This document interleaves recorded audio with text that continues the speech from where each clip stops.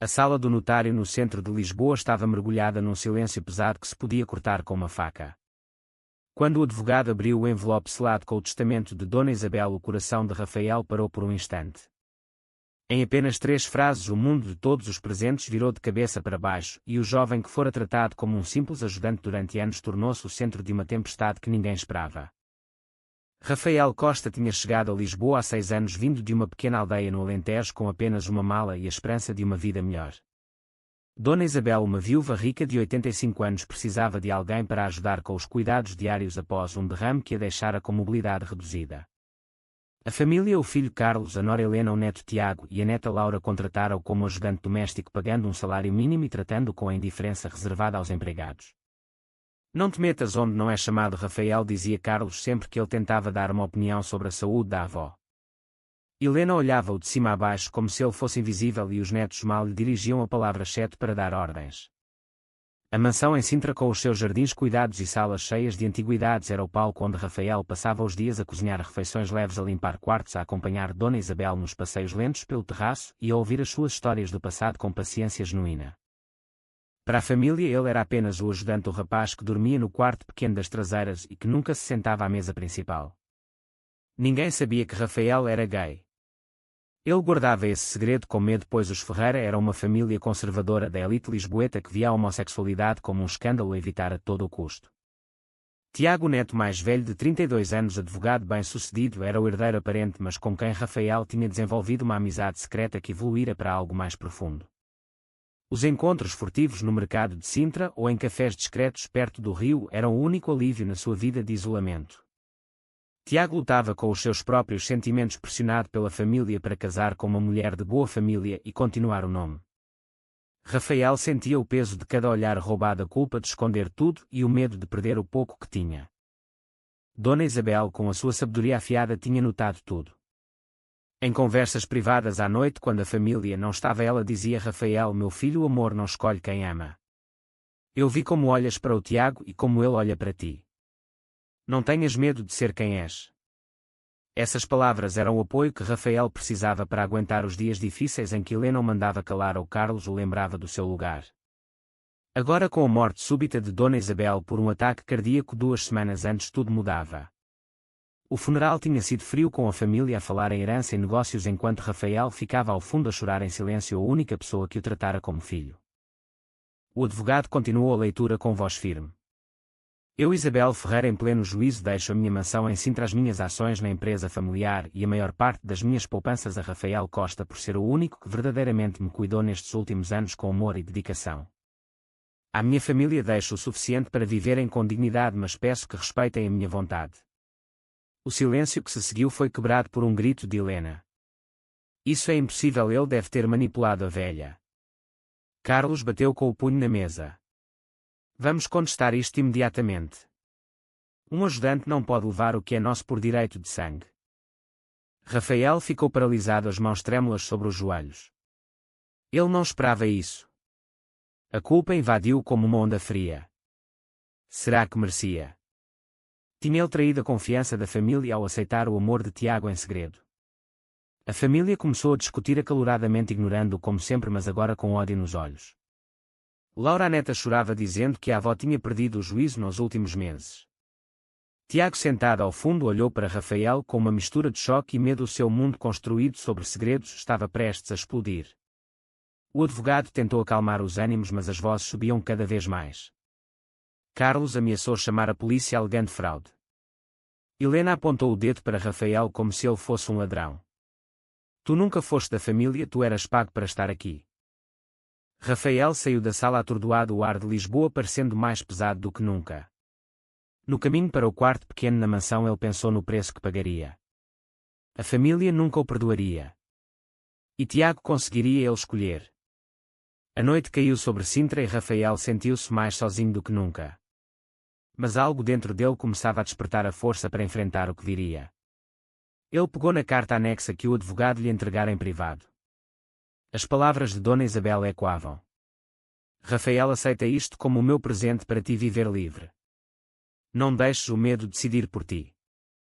Ele fechou os olhos e soube que a verdadeira batalha estava apenas a começar. Na manhã seguinte a mansão em Sintra parecia um campo de batalha silencioso. Rafael acordou cedo como sempre o hábito de preparar o pequeno almoço para Dona Isabel ainda gravado no corpo. Mas agora a cozinha estava vazia sem o cheiro do chá de camomila que ela gostava. A família tinha passado a noite na mansão Carlos e Helena ocupando o quarto principal, Tiago e Laura nos quartos de hóspedes.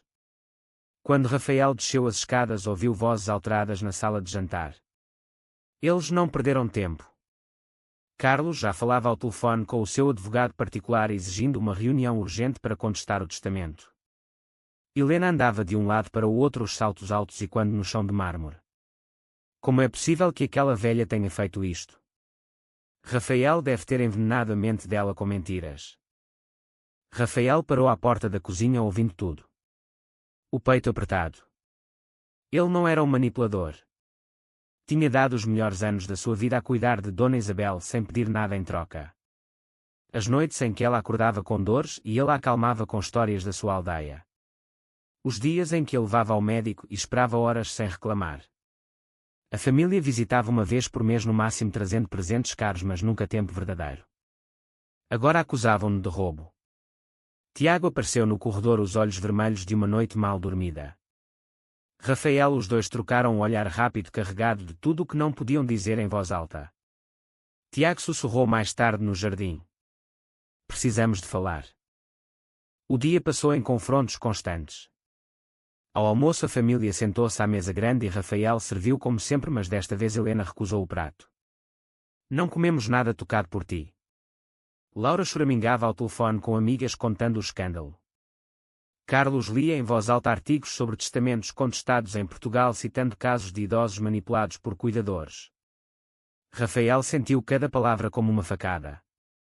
Internamente questionava-se. Será que Dona Isabel se enganara? Ele era apenas um rapaz do campo sem estudos superiores, sem nome de família. O dinheiro, a mansão, as ações, tudo aquilo parecia demasiado para ele. Mas a carta queimava no bolso.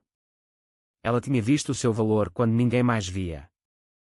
À tarde Tiago conseguiu puxar Rafael para o Jardim das Rosas, o lugar onde se encontravam em segredo há meses. O sol de Sintra batia quente mas o ar estava frio entre eles. Tiago agarrou-lhe o braço com força. Eu não sabia nada disto, Rafael. A avó nunca me disse nada.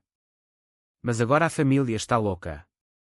O meu pai quer que eu testemunhe contra ti dizendo que tu influenciaste ela. Rafael sentiu o mundo girar. E tu vais fazer isso? Tiago baixou os olhos, a voz tremendo. Eu amo-te, mas eles são a minha família. Se descobrirem sobre nós vai ser o fim para mim também. A pressão da empresa, o casamento que planeiam com a filha de um sócio, tudo desabaria. Rafael afastou-se, o coração partido. Então escolhe, Tiago. Eu não vou lutar contra ti. A conversa terminou com Tiago saindo apressado e Rafael ficando sozinho entre as rosas que Dona Isabel tanto amava. A noite trouxe mais tensão. A família reuniu-se na sala e chamou Rafael para uma conversa. Carlos falou com voz dura. Vamos oferecer-te uma quantia razoável para saíres em silêncio. 100.000 euros e a promessa de não contestares. Caso contrário vamos arrastar-te para tribunal e expor tudo. Rafael sentiu a raiva crescer. Tudo o quê? O facto de eu ter cuidado dela quando vocês não estavam. Helena riu com sarcasmo. Tu eras pago para isso. Não finjas que eras da família.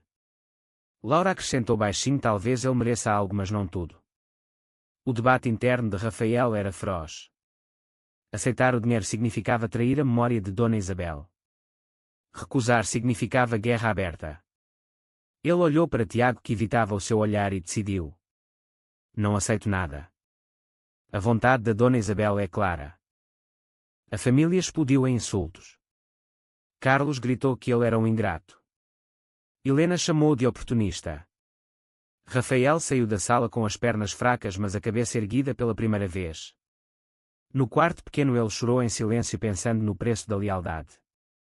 A sociedade portuguesa ainda olhava de lado para pessoas como ele. Um gay pobre contra uma família rica. Mas Dona Isabel tinha-lhe dado uma chance de liberdade. Ele não podia desperdiçá-la. Os dias seguintes foram um turbilhão de reuniões com advogados e chamadas tensas. Rafael ficou na mansão porque o testamento permitia até à resolução final. A família mudou-se temporariamente para um hotel em Lisboa, mas voltava diariamente para pressionar. Carlos contratou um detetive privado para investigar o passado de Rafael, esperando encontrar algo sujo. Encontraram apenas uma vida simples no Alentejo, uma mãe viúva e um pai que partira cedo. Nada que servisse para descredibilizá-lo. Tiago evitava-o, mas enviava mensagens curtas. Desculpa, estou dividido.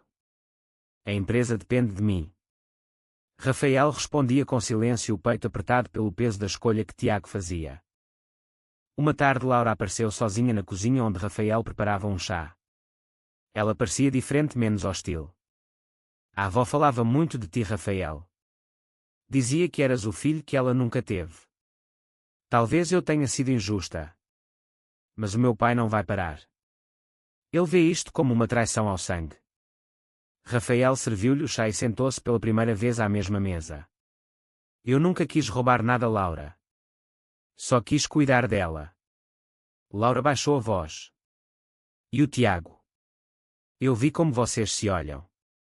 Se a família descobrir, vai ser pior. Rafael sentiu o sangue gelar. O segredo estava a escapar. Ele negou, mas Laura sorriu triste.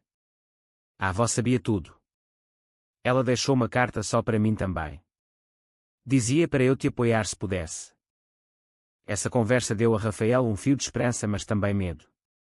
A família descobriu a conversa e acusou Laura de traição. Carlos gritou com a filha na sala principal.